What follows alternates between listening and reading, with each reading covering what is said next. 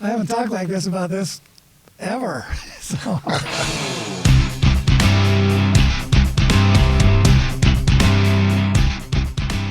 Hey, welcome to Manalizing. This is where men talk about the kind of stuff that men don't talk about. Put your hard hat on, get ready for a ride. Here we go.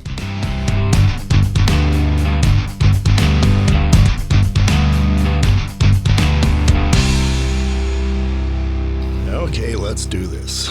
Welcome to Manalizing. Howard Little. Well, thanks for having me. It finally cooled off a little bit outside. It did yesterday. It did yesterday. You know, I woke up and it actually wasn't 90 degrees when I woke up this morning. That makes it nice. Yeah. So you come highly recommended from a man that I've known for pretty much all of my life. Good old Mark Carr. I knew him when I was, I grew up in the same neighborhood as him. So he was probably 150 yards away from me when I was 2 days old. Wow. And here we are still hanging around. Thankfully, he's gotten a safer distance away from me. I don't know if that's good. Well, it's good because he's close to me now. That's right. How do you know Mark? They're in my ward. They're about 100 feet from my house. Oh. Got a sort of kitty corner. I can see their place from my garage. I kind of spy on them, make sure they're working. No. He's always working. I've never met a man that works so hard. I am the opposite of him. I would rather talk to a microphone than change an engine. He's done a lot of work for us around the house. When I'm not handy. I'm not handy. Mark is a super handy guy. He's like my father. My father was like that. But Mark is, and his wife, Julie, and my wife have been good friends forever. I'm going to tell a story about Julie one day. Go for it. When we first moved in, I was working on my truck out in the garage, and I could see their front yard. And their kids had done something. They scratched the car. One of the boys, when the boys were young, this is 30 years ago. Mm-hmm. And Julie came out, and she was letting the boys have it. And she looked over at me, because I looked over and I went, "Oh, is everything okay?" And she goes, "Yes, Brother Little, I do swear."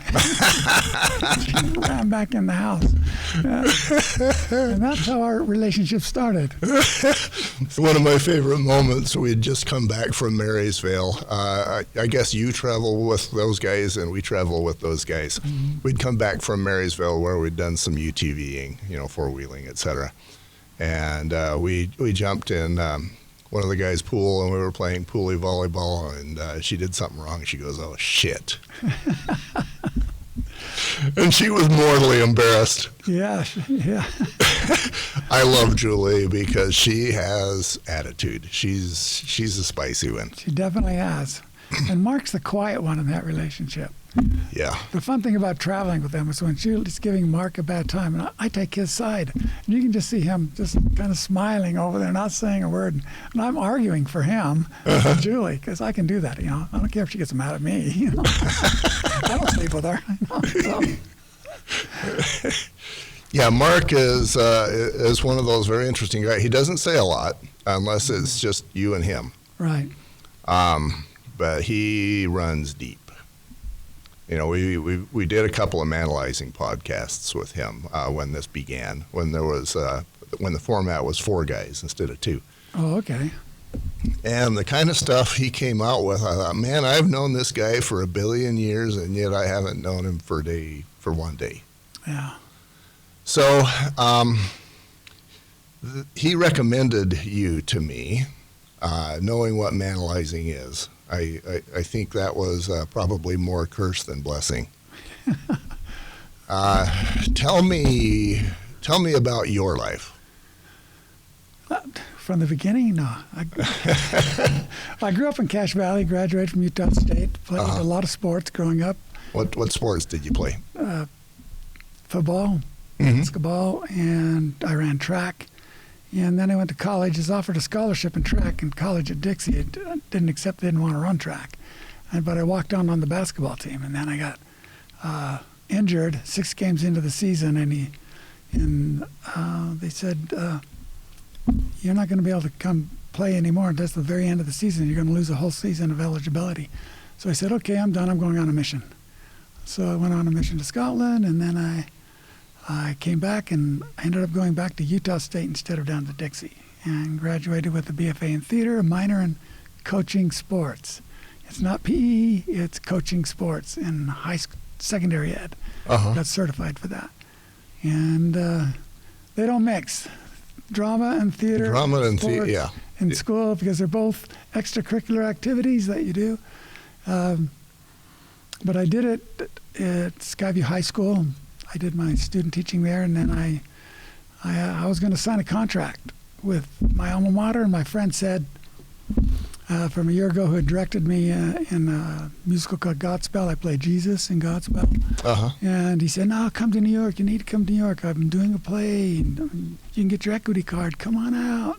And I was just literally about to, the next day I was going to sign a contract to teach. And instead I went to New York. And I went to New York. I got to Penn Station. And he said, oh, I'm sorry, the producer's getting divorced. The money's gone. There's no show. Oh. I went, wait, I've already given you $3,000 for rent. You know, you have to have first and last months and then a deposit. It's about $3,000 back then. It'd be more now, but 30 years ago, 35 years ago. And I moved to New York. Basically, what it came down to, I moved to New York with a suitcase and a backpack. When I left New York 7 years later, I had a wife, 2 kids, a car, and a semi full of furniture. So that was the real reason I went to New York, is to find my wife. She's amazing. Well, and that could fit into the category of crappy things that happened to you that were the best thing that happened to you. Right. Yeah. Actually, 2 nights I had to sleep in Central Park because in between I didn't have enough money to get a hotel room or even anywhere. And I said, okay, am I going to eat or am I going to try to find some place to sleep? And so I slept in Central Park 2 nights in between apartments. had to get out of one and then couldn't get into the next one. I had a job, but with all the money you have to pay for rent back then, I was working as a trainer in a health club at that time. Wow. Yeah, that's rugged. And you know, I have an attitude where it comes to New York. And tell me how wrong I am. Okay. But my problem with, for example, France is that there's too many French people there. Okay. I've heard that before. I've been to France 2 or 3 times, and yeah, it's an opposite kind of thing. Every once in a while you'll find some really nice people there, very helpful. All the time you find attitude. That's what you get mostly in France, is an attitude. Yeah. Yeah, I would imagine, especially if you're in a major city, Paris. Right. Does it get better out in the country? Yes, because they like your money. And so they're a little nicer to you out there, a little more accommodating. That they, oh, you're bringing money to, okay, yeah. Yeah, and I think that's probably the case for anybody anywhere. Yeah, but you try to stop somebody on the street and you don't speak French and you're trying to get directions to something. Oh yeah, then people just look at you and walk away. Yeah, well, I have a similar attitude for New York, and I recognize that I'm driving some of my listeners away, but, you know, it's all about being authentic. For me, you know, I have opinions, and I recognize that many of them are wrong, but they're still my opinions. Yeah. And for me, New Yorkers are just a little bit too abrasive for my taste. Yeah, it can be that way. It definitely can be, but you develop some really good friends. When you have if you develop a friend, they're a friend for life in New York. And, you know, my church, that became a lot of my friends, most of them. You know, I had some other work buddies that I still contact with 35, 40 years later. But it kind of draws you. They become your family because you're so far away. You know, most of my family was out here in Utah. Right. And so your close friends become your family, basically. Okay. Yeah. So you got married. You came back. You paid the nickels to send the wife and family and the couch back to Utah. What happened next? Well, while I was in New York, I was an unemployed actor with a pregnant wife, so I had to get a real job, and so I got behind the camera. And I've been doing that. I did that in New York until the company I worked for got indicted. They were a Wall Street firm, and we were they were our parent company. And so they just let us all go. And then I got a call from a junior high principal in West Valley that said he needed somebody who could teach drama, speech, and coach sports. And I'm the only one on the planet that was stupid enough to get that combination. Yeah, drama, yeah. So that is the world's most unique combo. So yes, that was your job. So yeah, and I had 3 days to get out there if I was going to do this. So I flew out, and then my dad flew out there and helped my wife pack up and move back. And it was just a 1-year contract. And it was a struggle because I was going there replacing 2 teachers and not having a prep period, and going in at starting at 6:30 to have rehearsals for the plays. And then after school, I was coaching the girls, by the way, and I thought, girls, slow motion basketball, oh no. But it ended up being one of the better experiences coaching that I've ever had. Mm-hmm. They wanted to learn. They were where boys have a tendency to think, well, I did. I thought I knew just as much as the coaches knew. Yeah. I thought, So, but the girls were very receptive, and we did quite well. And I was very pleased with that. It was only a 1-year contract, and then I went back to being a cameraman at Word Perfect, and then Word Perfect closed down, and then we started our own company, a friend of mine and I. It's mostly his company. I was just a little part of it. And been doing that, camera work ever since, and then directing plays. But when I was, the hard thing, the health issues started when I was 47 years old. I developed prostate cancer. And this is a kind of an interesting, I think it's an interesting story. Most people, it was, I wanted to increase my life insurance for my wife. And they said, you have to get a physical. So I went and got a physical. And when we got to the prostate exam portion, which is never fun for any man. Nope. My doctor, all of a sudden, his whole demeanor changed. It was really kind of odd. And he said, you need to go downstairs and take a blood draw and tell him it's for a PSA test. And I went, yeah, okay. I didn't think anything about it. Just went down because I'd done blood draws a lot. Because I did the Army Reserve, too, for 6 years as a broadcast journalist in New York and then in Utah in the middle of all this. And so I went down, and then it was close to Christmas. And actually, on Christmas Eve day, we were driving up to my parents in Cache Valley from Pleasant Grove. And cell phones were just coming out, and we had one. We had a couple, I guess, my wife and I, the bigger ones, Right. And it rang, and it said, please hold for the doctor. And that's never good when you hear that, please hold for the doctor. Right. Christmas Eve day, and I thought, no, they're working today. And he gets there and said, I need you to go see a urologist tomorrow. And I go, tomorrow's Christmas. And he said, oh, okay, then the day after tomorrow. And I go, what's a urologist? Well, I'm thinking, what's wrong with my urine? That's what I was thinking. I hadn't even thought about a urologist, Uh-huh. I'm 47. He said, it looks like you've got cancer, prostate cancer. And I went, what? I'm 47. That's old man cancer. I'm 47. I was still playing competitive basketball at 47 years old. Right. And I'm like, okay, he set it all up. I went, get a biopsy, and it turned out that the biopsy, they called it a Gleason scale, and 1 being benign, and then it goes up to 10, and if it's 10, you better start digging a grave.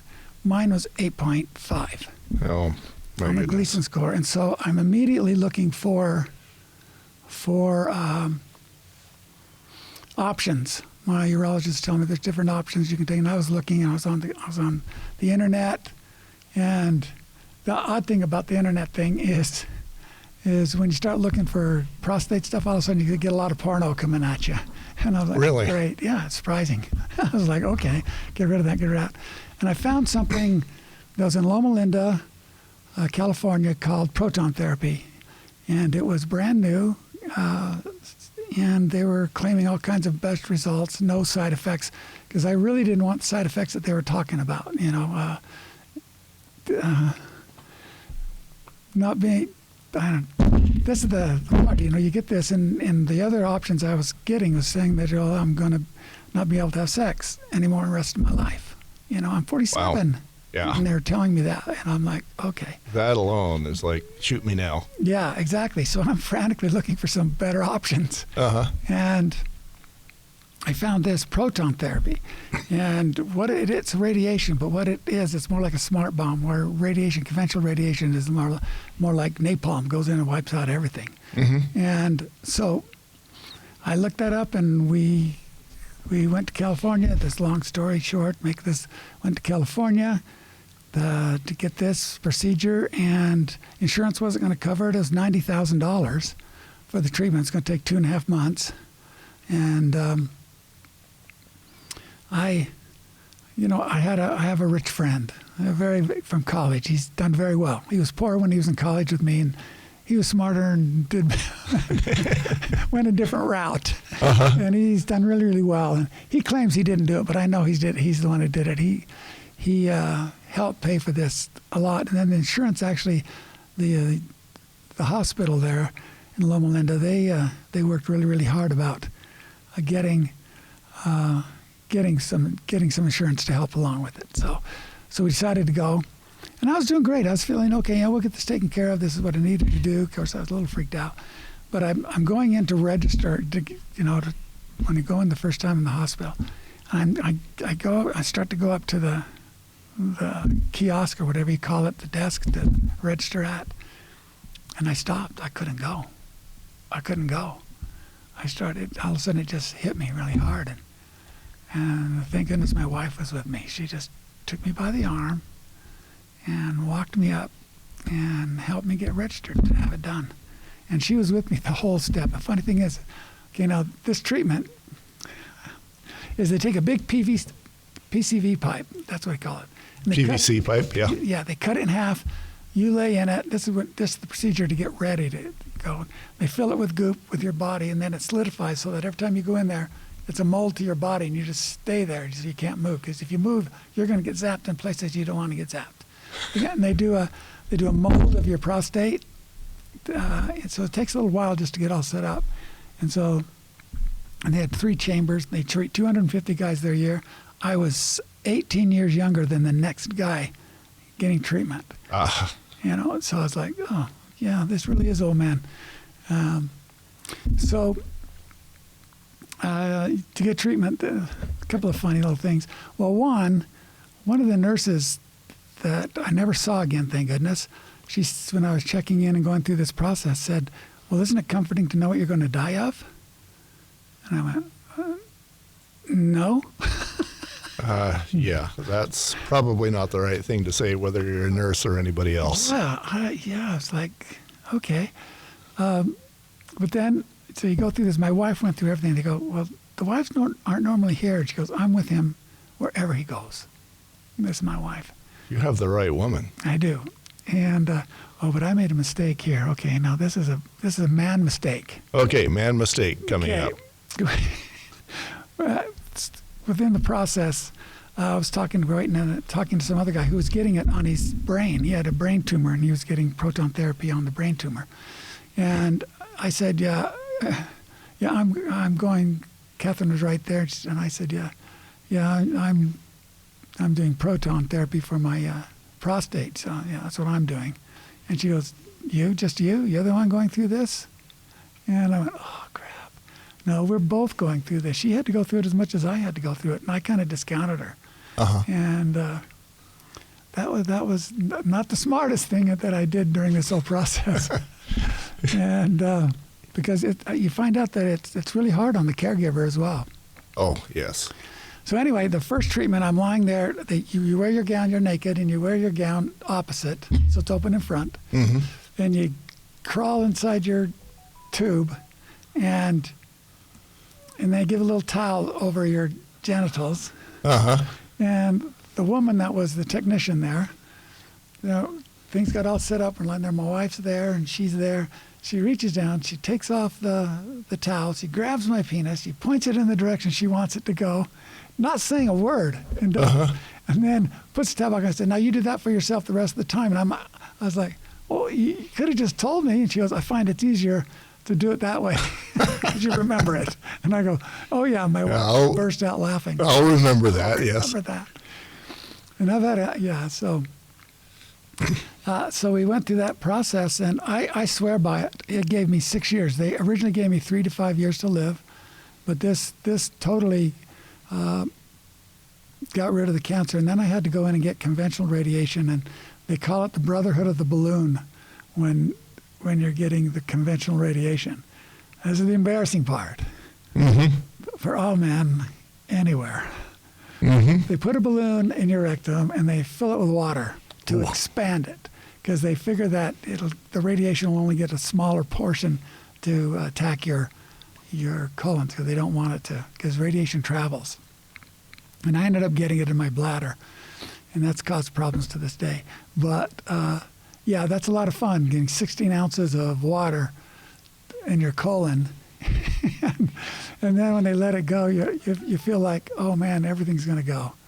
And one day during this process, like it was, month long, you're in there with the same guys in this, for you see every day going through the guys in front of you and the new guys coming behind you in your time frame. And there was this gentleman, we all came in sweats. Most everybody is in sweats, or really casual wear. And this one gentleman always came impeccably dressed. He was an Asian fellow, and I heard he was a chemist of some sort. And one day, all of a sudden, they stopped, and we had to go to another. They had 3 of them. We had to go to another bay to get serviced. And it took a lot longer, because apparently when they took his balloon out, everything else did come out. And so they have to sanitize everything again all up. And we all have this fear. Every day we had this fear that we're going to have this happen to us. And it just had to happen to this man who was impeccably dressed, always very, very, I don't want to say pride, but very meticulous about taking care of himself. And we never saw him again. He changed his time so he wouldn't have the embarrassment of seeing us.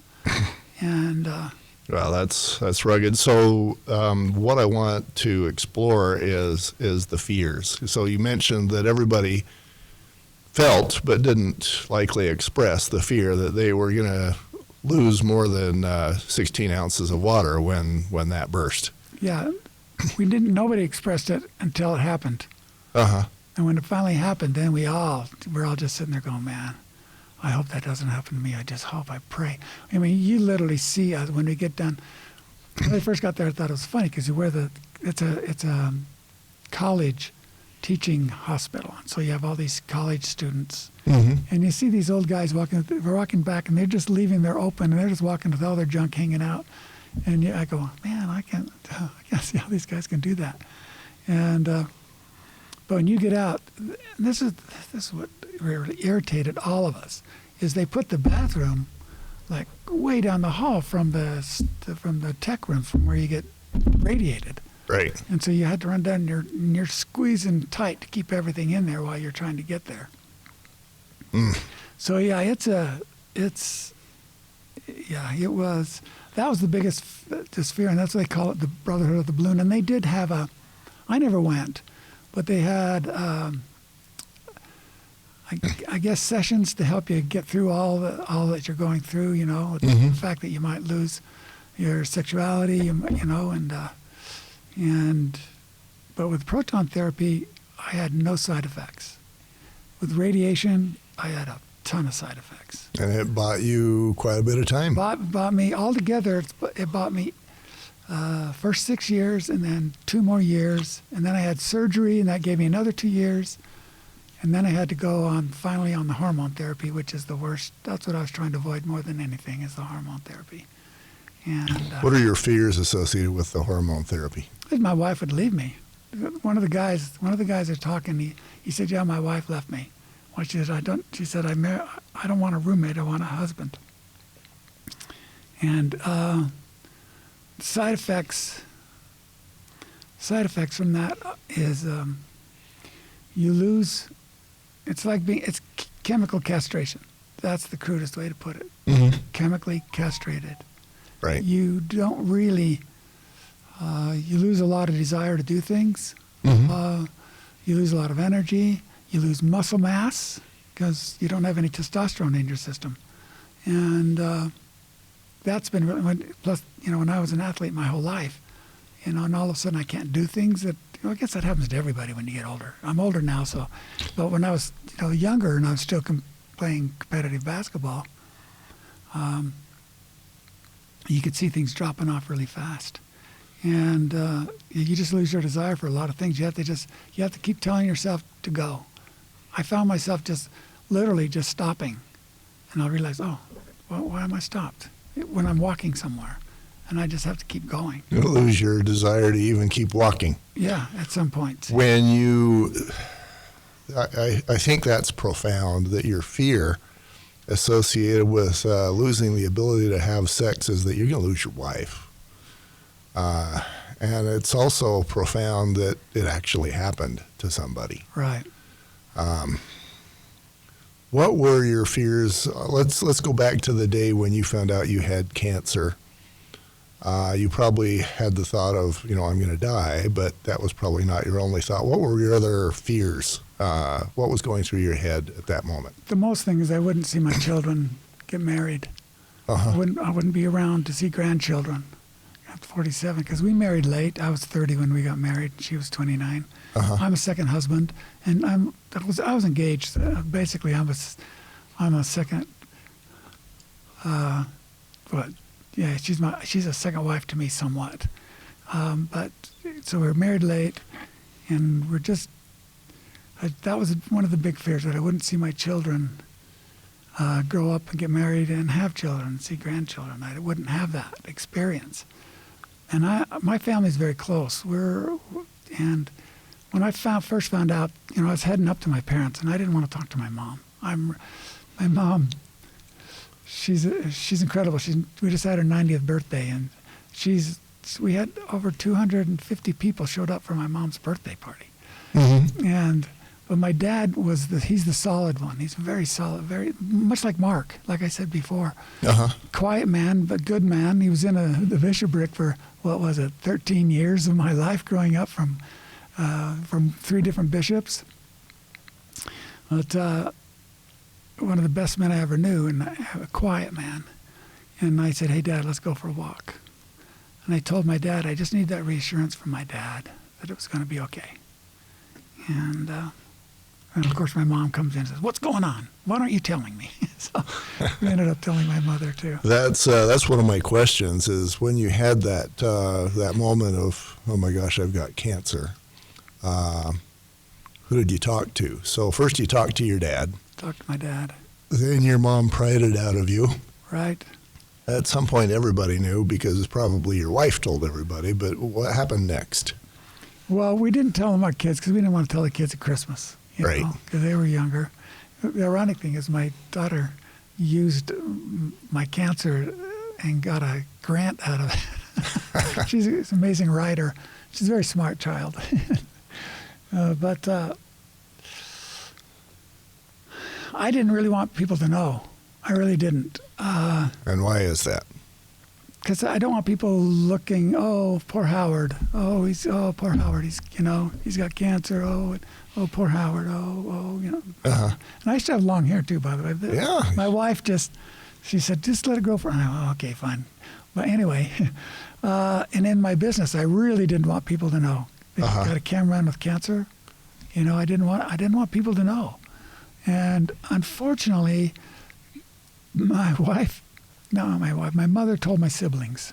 And one of my siblings told my best friends that I grew up with. I'm still, like you are friends with Mark, mm-hmm. and the guys that I played sports with all from junior high up through our high school years and then beyond in some capacities. She told them, and I'm like, oh, freak. I don't want these guys knowing I've got cancer. And they all, we all went to dinner. We always used to get together a couple times a year, and we still try to. Like I ride motorcycle, and I've got a couple of my friends still ride bikes, so we get together once in a while, take bike rides, motorcycle rides. Mm-hmm. And so we all got together, and then they, I'm working. I'm still working. Making money. We're doing okay. And and they all chipped in to buy my meal, and I'm like, oh, freak. Last thing you wanted is have your meal bought. That's the thing. Yeah. And I'm like, oh crap. And so, yeah, and then. So you. So now I've been kind of vocal about it, because if people know, then fine. I'm going to talk to them and talk to them about. Okay, I can either, okay, I'll be honest with you right now. I get down. I really get down sometimes. But talk to me about one of those. Describe one of those down moments for me. Where are you at? What are you feeling? What does it look like? Well, the older I get, it's different, because now I've got other issues that I'm dealing with. But there's some funny stories that you might want to hear about. It gets to the point when you can't do things and that you want to do, and it's so frustrating, and you get feeling sorry for yourself. Oh, me, But then you do. You think, okay, if I died, I won't be a burden to my family, to my wife. Right. So I time it out. When do, and I didn't get to increase my life insurance. That was the biggest bummer. Mm-hmm. Oh no, we can't increase it. You have to keep the one you've got. And I was like, okay, great. It's not nearly enough that I wanted to have. So okay, now this is a gospel thing. Okay, I don't go for it. Gospel is the church has become very important to me. We're all about being authentic. So you be you. There was a time when I was out of the church for 10 years. Uh-huh. And it was a road back well earned. And I've just had so many things happen to me that I can't deny it now, even though my daughter's left the church I belong to. So she, just with the gospel in itself, where I have this mantra that, I have first world problems. My problems are first world. Cancer is a first world problem. Yeah, for me, for somebody who can't get treatment, it's a third world problem. Uh-huh. Treatment. I've had the best treatment in the world. I get the best. It's kept me alive, because the third treatment I got wasn't available when I first got it. But Loma Linda and proton therapy was. It's at the Huntsman now. And when it first came out, it was that. So I recommend anybody who has cancer and it's still contained, go get proton therapy. Uh-huh. Huntsman. If you're here in Utah, if you're California, go to Loma Linda. And it's in Indiana now. So anyway. You mentioned that you get down. Yeah, I get down. Paint that picture for me. Well, remember when I said I stop? Uh-huh. In those moments of stopping. Okay. I'm there, and all of a sudden I'll start thinking, oh, I've got all this stuff I've got to get done. I've got to do this. And you can't get yourself to do it. And I said, if I can't get it, so you fight through that. And when you start feeling sorry for myself, I remember that crap happens to everybody. And how you deal with it determines your character. And so that's what my mom would say to me as well. When I was younger and not doing things I was supposed to be doing, she would say, what kind of character do you really want to have, Howard? What do you want to be known for? And so that brings me out of it, out of that slump, out of that, okay, constantly, okay, if I was to commit suicide, how would I do it? I haven't really got to the point where I really want to do it or anything, but I've contemplated on how I would do it. And how I do is probably drive my motorcycle off a cliff. That's what I've decided. But because, yeah, it's kind of cool. That was my method. I was going to get a nice sports car, topless sports car, one that could really do those mountain curves. Right. Yeah, and I was, yeah. So, but yeah, that's, and what do I want my family to remember me? How do they want me? As a guy that just sat down and took it, or a guy that whined about it? Oh, I don't like whiners, and I've become a whiner in some point. I'll admit I've had all those down things where I've whined about it, I've cried about it, and my wife sees it, and she won't let me stay there either. Yeah, I think it comes down to the character you describe. Do you want to be known for the sports car that you took off the edge of the cliff? You want to be known for resigning and melting into the couch until you're not breathing anymore? Is that the character you want to leave behind? Right. For the kids. Yeah, and then it just got worse after the cancer. I developed deep vein thrombosis in my left leg all the way from my crotch to my ankle. Mm-hmm. I was on a shoot. I was on a dolly trying to do this video, and they're moving me around. I couldn't even do that. And finally, it said, "You got to take me in." I thought I had bronchitis because my back was hurting, and I was coughing. And it turns out that I had deep vein thrombosis, and then in my lungs, I had blood clots all throughout 4 quadrants of my lungs. And I remember, I'm a pretty chatty guy, and I remember when I went with the doctor, you got to get in and get an MRI done, and then ultrasound. And I was getting the MRI, and they wheeled me. I walked in, but they made me get in a wheelchair, and they wheeled me across the hall to get the ultrasound. And the technician, a young blonde, I'm talking to her, and I'm hearing this thing on my right leg going, your blood going, your blood, she's going down my leg with the ultrasound. Mm-hmm. She goes to my left leg, and there's nothing. And I get to my knee, and I go, I'm not hearing that whoosh whoosh sound. That can't be good. And she starts to cry.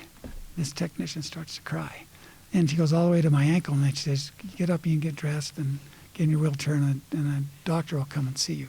Wait out in the hall with your wife. She came in. And the doctor shows up, and just as he showed up, I get up, I'm thirsty. I walk over to get a drink, and he's looking at his chart, and he's looking at his iPad, and he says, I don't know how you're standing. He said, you've got blood clots all through your lungs, all through quadrants of your lungs. He said, we're taking you to the ICU right now. And I was like, freak. I thought I had bronchitis, and it's so funky with my leg. It's all. And so they go in there, they give you the shot in the stomach, they do all this stuff. And Catherine's in the chair. It's late at night now. She's in the chair, sleeping in there with me. And I'm lying there, and it's hard to sleep. And they're telling you, okay. And the new doctors come in about 5 o'clock, the new doctor and the nurse, and they're looking at the computer, they're talking, checking on the computer, and the nurse comes in. They think I'm asleep, and I'm just lying there watching them. And she says, is he going to make it? And I go, what do you mean am I going to make it? And she comes over and says, oh, yeah, it's going to be fine. And the doctor says, well, you made it through the night, so that's a good sign. And I had no clue I was that close to dying. He said, I found out later that most people who have had that die. Thing about it is, I had a blessing that night before. A good friend came in, and not Mark, another good friend had come in and gave me a blessing. Mark's given me a lot of blessings through the years, by the way. Uh-huh. Man, yeah. So I kind of put that on that blessing because they were astounded that I was still alive in this ICU thing. And they couldn't. So anyway, we got that treated, and then I've had a second round of that just 2 years ago. And then I got the blessing from Mark 2 years ago. And then the worst of all that's happened because of the radiation and everything else. This is the most embarrassing part. I'm good with embarrassing. I got a UTI, urinary tract infection. I didn't even know guys could get them. And it was last October. Oh, I got COVID and then spent 2 days at the hospital doing that too. That was a fun 3 weeks of my life. Yeah. But anyway, I got this UTI in October, and I still have it to this day. I've had 2 surgeries trying to correct it. I've gone through 5 different antibiotic things. They're trying to work with it, get it solved down, and it's partially related to all the treatment that's gone on with my prostate. What's happened is calcium is built up on the inside of my prostate. They can't clean it out. They get most of it, but they can't get all of it, and it's causing this urinary tract infection, which causes the pain and stuff that I can deal with medication. But then with the second surgery, when I got to go, I got to go. There's no, okay, you've got. Originally, this is how it was too when I first got my radiation treatment too, but I lived next to a bathroom. I had 10 seconds. Now when you got to go, I had 2 seconds. Oh, so man. what do? You have to wear a Depends of some sort. Uh-huh. And in my line of work, I'm running a camera. Sometimes we have sessions 3-4 hours long. And I'm trying to preempt everywhere I go for the most part. I try to preempt this so I don't have to deal with it. But that's more than anything, more than the cancer, more than anything, that has got me down more than anything. That is the one hardest thing that's happened to you. Of all the things, it's not life-threatening, but it's Took away your... altering. And it's... Do you feel like that's a big deal because it took away your man card? It took a lot of my man card away, and and I'm in constant contact. And, they were hoping that the second surgery would alleviate most of it, but it just exacerbated it in some form. And they found out that I've got my cancer is spread now. It's in my rib cage. It's in my sternum. It's in my neck. It was in my coccyx and right hip.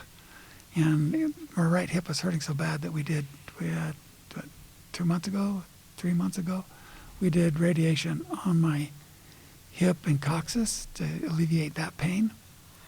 And they put me on a new drug, which is basically the same thing. Cuts off all your testosterone, and they just did all the tests that they do on me, and I've lost 20% of my muscle mass and 10% of my bone mass. So I've had to tighten up my watch. Is that funny? Wow. I used to have 5. Now I'm on 3. It used to be 5. So anyway, that's the hardest thing for me to face, and the most embarrassing thing for me to face is that right now.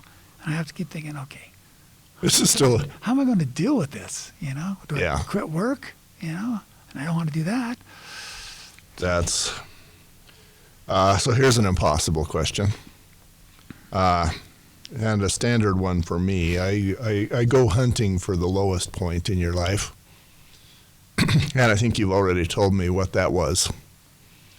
And then the next question is, how did that serve you? How did that benefit you?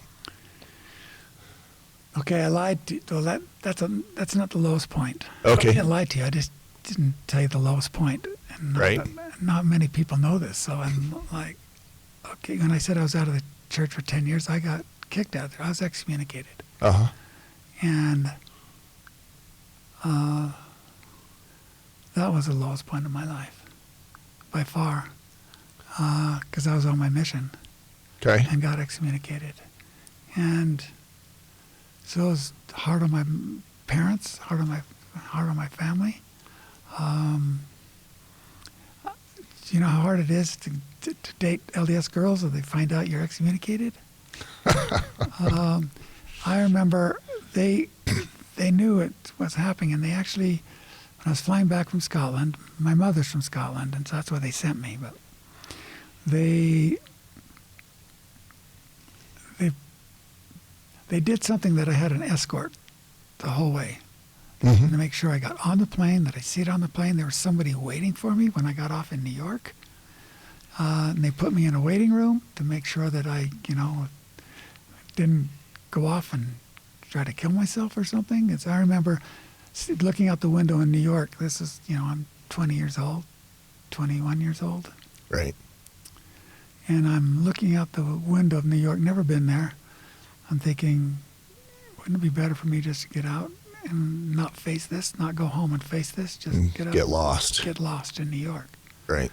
And because I ditched my handler, so I could have done it, but then something told me that that'd be the coward's way out.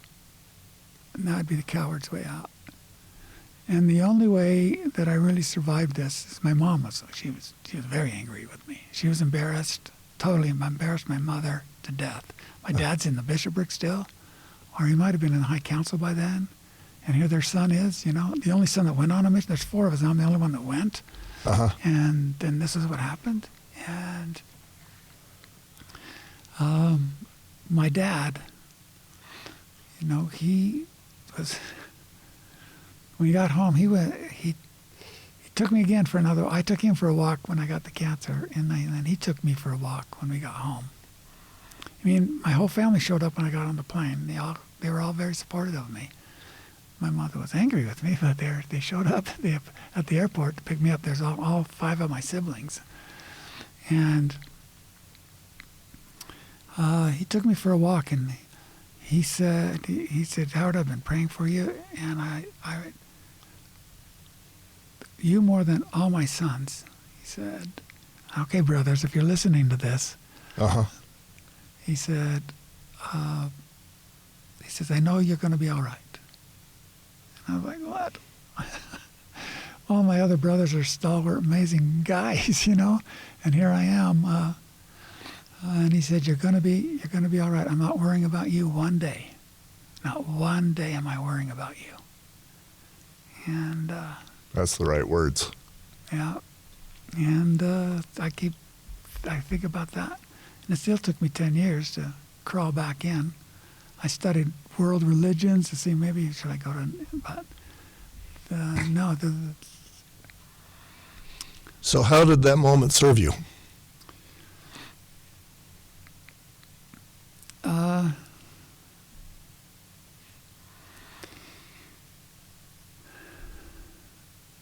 It made me non-suicidal. That was my lowest point. When I was thinking, okay, I'd rather die than do this to my family, then I got thinking, well, I've already done it to my family. Dying's just going to make it worse. And my dad telling me they're going to be okay. My dad had that much confidence, I like to say faith in me, that he had that much, made me want to live up to it. I'm glad you had your dad. Yeah, I have an amazing dad. I was lucky. I was blessed. And I'm blessed to have the mom I have, too. I love her. Right. But my dad, I am blessed to have the father I had. Had you not had your dad and your mom, who would you have gone to? The only ones I can think of are my friends, and they were very supportive. Would you have gone to your friends for this? They were all on missions. they were all out there on their mission still. I did go to a guy who, we were never friends before. He's a year older. And, but we started, he'd come back from his mission, and so he was there in the ward. He's closest to my age. I was the only one my age in my ward that went on a mission. And my particular age group. Right. There were 5 of us, and I was the only one that went. And they had stopped going to church when I came back. They were gone. So there was just Brad. I could say his name, Brad. He was there, and I actually paid him back for being my friend, I guess, and sticking with me by introducing him to his wife. Nice. That's a good payback. Yeah. So I wouldn't have gone to my bishop. I'm sorry, I wouldn't have. Yeah. The bishop at that time. He was, I had to go in and interview with him, but in some form or other. But I didn't say a word to him that in any form, so. So true to the narrative for any man, I think you're lucky you had your dad. Take that away. I didn't have that relationship with my dad. I'm sorry. I think that there came a time when he recognized he had no relationship with me. His only role in the family was to be the executioner. Oh. And I've told this on this podcast a number of times, but really while I was in the house, his only role, he recognized that he had no relationship, so he got football tickets, BYU football tickets, and took me to those. But as far as talking about anything, the only conversations we had were how to get to the football stadium and how to get back. Oh, wow. Superficial. But that's the best he could do. I'm not blaming him. That was what he could do. That was the best he had, and he gave it to me, so be it. Mm-hmm. So you're lucky you had your dad. If you didn't, I think you'd be more like the rest of us that had nobody and went to nobody and just suffered in your own juice. Oh, yeah, definitely. I didn't discuss things with Brad. He was just there as a friend. I didn't tell him how I felt. I didn't do any of that.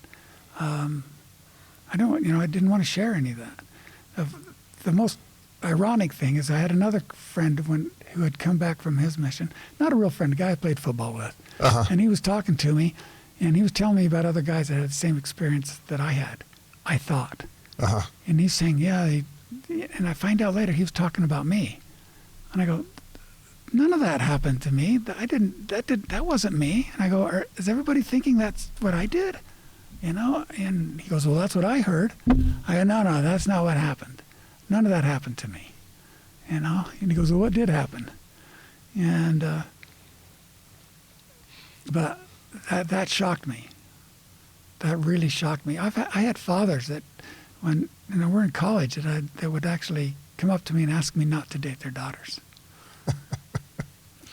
I had a moment in my life like that too. I was going through the divorce, and I was told by my lawyers, if you start talking to people, it's going to get back to your kids one way or another, and it's going to create a war zone between you and the ex-wife. So if you love your kids, don't talk. So I didn't. Right. And so I told my family nothing. And I asked nothing from them. And they assumed because I told them nothing and I was giving them nothing that I was in the wrong. And they actually started inviting my ex-wife to family parties, which that hurt. Yeah. And so, yeah, I guess I've been there on a certain level is where you're at. And, even a billion years later, I haven't forgotten that. Yeah. So I don't remember exactly where I was going with that, other than just to reassure you that your experiences are not yours alone. We all do that to ourselves. I'm going to go back to your lowest point medically. Okay. It's about a month ago. What did you learn, and how did it serve you? Why is that a blessing for you?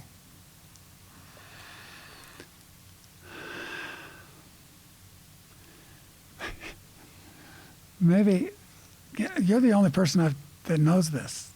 I mean, the cars know. They know that I'm dealing with this. They're the only people, you now in the cars, and my family knows a little bit. My mother knows a little bit. They don't know the extent. I don't want them to know the extent. Because now I've got all these things. I'm dealing with the cancer spreading. I'm dealing with my UTI. I still have to deal with blood clots. I take medication for that. And I guess what it is, it gives me empathy for other people who are in this situation. I've heard now that my sister's been dealing with it. I didn't know that. But now my brother told me, I'm sure she didn't want me to know, but he travels with him a little bit. My little brother travels with my sister because her husband and my little brother get along really well. And he found out that she's dealing with a UTI that just won't go away either. And then he just called me last week, and he said, I'm starting to feel for you, Howard. I've got this UTI. And he said, it's the worst. And I'm like, yeah, I know. It's not fun, is it? But mine is, they said it's going to be chronic now because of the damage that's been done to my prostate through all the treatments, and because it's got ridges on it, and so calcium's just going to keep building up there. So I'm like, yes, I'm excited about it. I just try to be honest with you, I get to the point where I could either cry or laugh, and I've decided to laugh. When it's really that bad, I'm telling you, I've had some moments where it was the absolute worst. And I thought, oh, you gotta be kidding. And instead of screaming and throwing something or whatever, I just started to laugh, and the laughing got me through it. And I said, wow, that's what I'm going to do from now on. When this happens, I'm going to if something gets to me so bad, I'm going to try to laugh through it. And the funny thing is, I saw that too on a stupid television show where all these bad things are happening to this guy. He's a bad guy. And the absolutely worst happened to him at the very end. And then he just started to laugh. He said, what else can go wrong? And that's where I'm at now. I go, what else? What else can happen to me? So I just, now I laugh. I laugh when I can instead of cry. And, the only time I really cry is in movies. It's kind of weird. Like the first time I ever cried in a real movie was it called The Boxer? Was that it? With Ricky Schroeder and he's way back when. Yeah, movie from way back when his dad was getting the crap kicked out of him and the little kids crying. And I'm like, oh, my God. No, man, I just cried in a movie. What? The men don't cry in movies. Men don't cry and they don't cry in movies. They don't cry in movies. Come on. I don't envision my dad crying. Oh, and this is another thing. I watched my dad die of prostate cancer. Oh. That was the hardest thing to go through. And I was so angry at him because he was 85 and he's always been strong. I mean, this guy got ran over, get up and walk home. He got run over by a snowmobile, tipped over on ATV and gets up and walks home. And I'm like, freak, Man's invincible. Yeah, he's a big, strong guy. He was never fat at all. He was built like you. And, I got, my other brothers are built like you too. I got the skinny mom thing, my 5-foot skinny mom. That was me. So, but they put him on the hormone therapy. He took the one shot and it causes anxiety too. It gives you a lot of anxiety. I've always been a happy-go-lucky guy. And all of a sudden I got anxiety through this. When the anxiety hit him, he said, I'll never go through that again. He's such a stalwart, strong character. He didn't know how to handle anxiety. And so he wouldn't take it. And so he said, he said, 85, I've lived my life. I've been on 2 missions. I've got a wonderful family. I've done everything I wanted to do in life. And if you knew my dad grew up with one of the most horrendous childhoods. His mother died when he was an infant. Literally, she was poisoned to death. Wrong medicine. Like in that Wonderful Life movie where he's going, Mr. Gower, that's the wrong medicine. You're going to, that's what happened to my grandmother. His dad became an alcoholic. They lost everything. He remarried. The woman beat him. They had no money. He went to school barefoot every day. He thought every kid got beat every day by his stepmother would just beat him. And he and his sister and the other 2 older brothers took off. He was handed off to relative until he was useful. That's why they put him they had him herding sheep up in American Fork Canyon when he was 15 years old, up until he graduated high school, spent all these summers up there in the mountains alone. And anyway, he had, so he didn't, the anxiety, he just said no, and I was so angry at him that he decided to go away from me. That he left me. And yeah, that was pretty hard. But everybody goes through that with someone they love. Yes, we do. Yeah, we none of us gets a free pass to through life. If you were talking to a younger version of you, and you can decide how much younger. Maybe it's yesterday. Maybe it's 40 years ago. Okay. What's your advice? Well, it's kind of like what I've already said to you. One, determine who you really want to be. How you want, determine how you want to treat people. I used to have this mantra. Used to. I'm saying used to. As I said, hey, if I'm suffering, I want everybody around me suffering too. I want them to join in the suffering, and totally avoid that. Just realize that crap happens to everybody, and you just decide how you want to deal with it. Do you want to cry and whine and blame? Who am I supposed to blame on this? My ancestors, my DNA.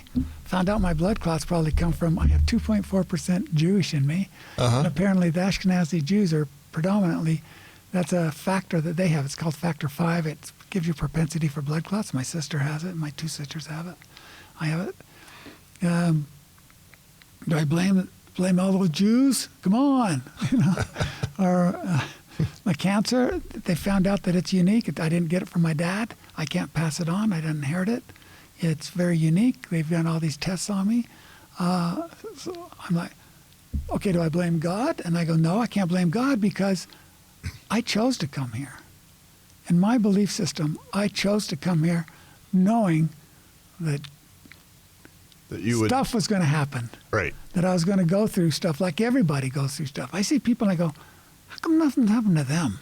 You see these rich guys and you go, man, they've got it made. Then nothing ever happens to them. And you find out later, yeah, stuff happens. You don't think things are happening, but yeah, there's nobody to blame. It's just being here, being a human, and so be the kind of human you really want to be, the kind of person you want people to remember you by.